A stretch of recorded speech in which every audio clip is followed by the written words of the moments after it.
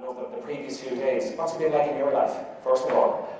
Well, look, I mean, it's been busy, and as you rightly pointed out, and I think Kevin as well, Brexit is not an Irish priority. It's not something that we agree with. It's really something, personally, that I regret and wish wasn't happening, but it is happening. And the question of another referendum, to me, is not something that's coming down the line, and so we need to keep focused on trying to achieve the ultimate objective, and that's by the 29th of March next year, when they do leave, that we have an orderly withdrawal bill, essentially, which a divorce bill, if you want to call it that, which ensures that we know what direction we're going in, we know what kind of a relationship we're going to have between the UK and the rest of the EU, and most importantly, we know that our key concerns that we've highlighted over the past 2 years, that they're addressed. And tell me, I suppose traditionally we've always been exceptionally close to Britain and the trade links, and obviously we always say we're closer to Boston and these places than we are to Brussels.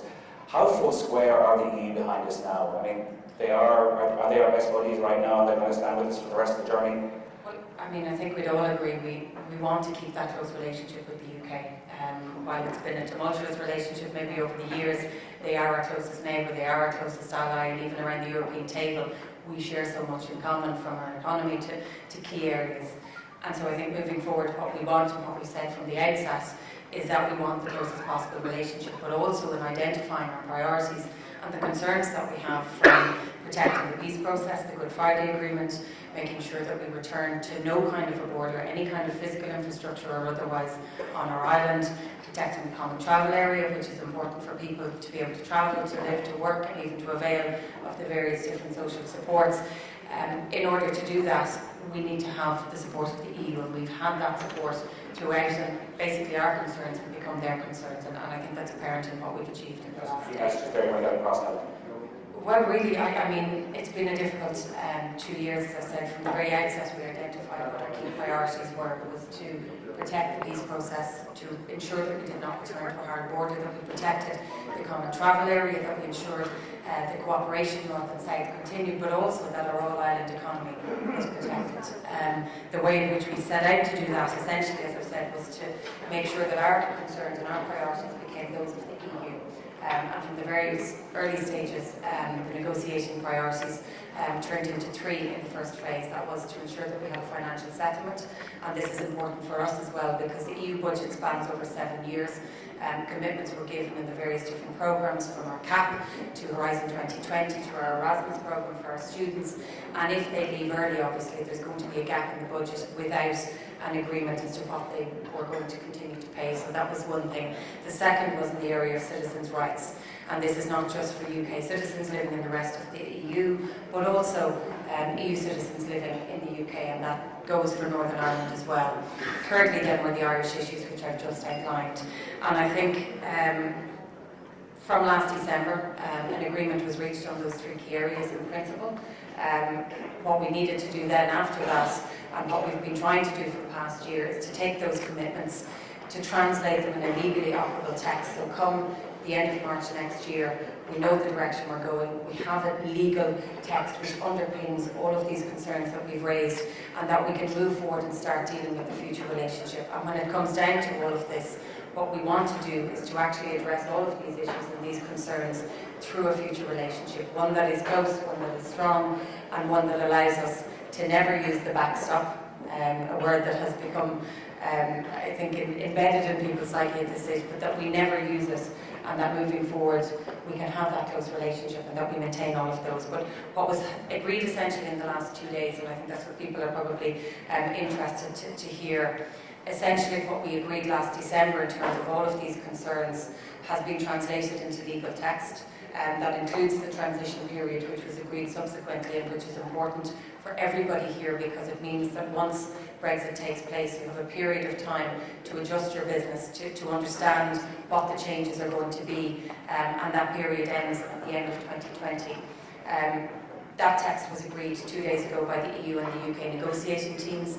Theresa May then had to bring it to her own cabinet to pass it through and to agree, and that happened last night. Now, I think anybody watching the news it's very clear to see that it wasn't an easy thing for her to do. It went on for about 5 hours, and even this morning we're seeing that her Brexit Secretary Dominic Raab has resigned. So we have gotten to a certain stage in the negotiations where both the UK and the EU teams have agreed, but the next steps are now in terms of getting full agreement for her Parliament and for our Parliament. And so there'll be a special summit held on the 25th of this month in December, Sunday week.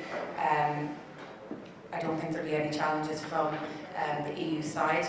What we're proposing now in terms of a level playing field are the concerns that the EU raised around ensuring that when the backstop, if it's ever used, that there will be a level playing field for all other member states. Those concerns have been addressed, and so now we need to look to Westminster. We hope that Theresa May can, I suppose, bring her own Conservative Party on board, but also other members on board, because if we can agree this, it means come March next year, we move into a transition period or phase, and then hopefully we can begin to negotiate what that future relationship looks like. So there's still a long way to go, and from our point of view, we can't really do much more at this moment in time. We will debate it in our own Parliament. It's not a legal requirement, but I think it's something that we should do, and it's important that everybody gets an opportunity to debate this, to discuss it, to negotiate it. But moving forward, really what we need is the UK to agree this, and then it allows us to move on to the next stage and to hopefully agree a deal that is so comprehensive, none of what we've essentially agreed on in the past 2 days will ever be used. And finally, Helen, just behind the scenes, I presume there's a lot of work going on.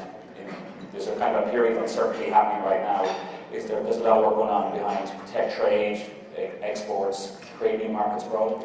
Absolutely, and that's the one. Strengthening the embassies and everything. Well, I was going to finish on this in terms of, obviously, post-Brexit, we're looking to see what kind of an environment we're in. We launched a plan this year called Global Ireland 25, or 2025, and essentially it's a roadmap for Ireland to double our global footprint between now and then. And it's not just strengthening the embassies and the connections and the relationships that we have in our European countries and worldwide, but actually opening up new embassies, opening up new trade links, developing new relationships, and trying to look further afield. And if anything, if there is one silver lining from Brexit, and there aren't too many of them, it's that it's maybe opened our eyes to what's available throughout the rest of Europe, but also the rest of the world, and I think we need to take that on board.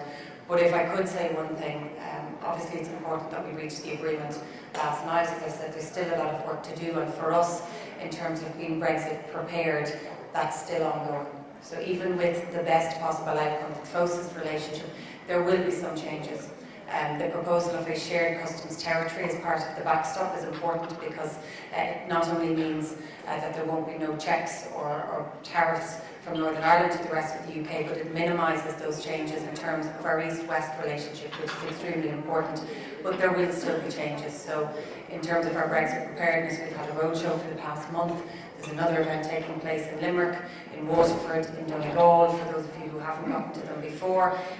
And anybody who is not in any way prepared, what I would advise, and what we have been advising, is that you identify one person within your business, that you allow that person to look at what the possible challenges are, look at your supply chain, look at whether you deal in sterling, look at who you're working with and where that links in and connects with the UK, if it does it all, and that then allows you to maybe look at your own industry, your own market and your own company, and prepare in the best way that you can. So this is still ongoing. This is obviously a process that will continue right up until the 29th of March next year. We want people to be as prepared as possible, and obviously on our side we will continue doing whatever we can to get the best possible outcome. Before I let you go, I have to say, life goes on, and plenty happening in County Meath. Absolutely, and I mean, to thank yourself for turning up year on year for this event. I think it's really, really appreciated, and we hope that you'll be back next year. But to everybody working here, from Gary, Rebecca, Kieran, Joe, Kevin, I'm not going to miss people out, but from our council, our chamber, our Leo offices, our councillors, of course, who are working extremely hard with all of our businesses, but to each and every person here. I think Meath has seen a massive transformation over the past number of years, and that hasn't happened by accident. Huge amount of work has gone in on the ground to create the environment for business to grow, for our small and medium enterprises to grow, particularly at a difficult time in our economy, but also to attract the bigger, as you mentioned earlier, the Facebooks and the Shires and the Evocas, and it's, you know, the saying, a rising tide lifts all boats. And I think if we can all work together, and this is what this week is about, it's about creating those connections, it's about sharing, I think, experience and knowledge, and actually working with each other and showcasing what Meath has to offer. And we have a huge amount to offer, and I think it's only going to get better.